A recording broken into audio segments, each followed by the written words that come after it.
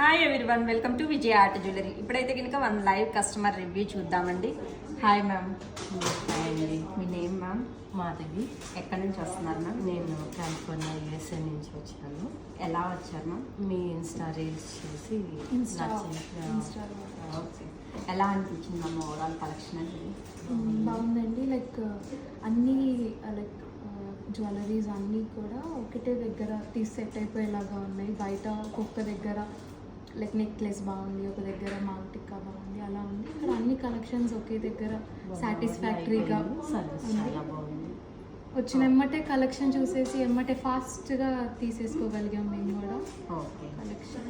And మీకు చూపించడం కానీ అదంతా yeah, wide range of varieties అన్నీ బాగా చూపించారు.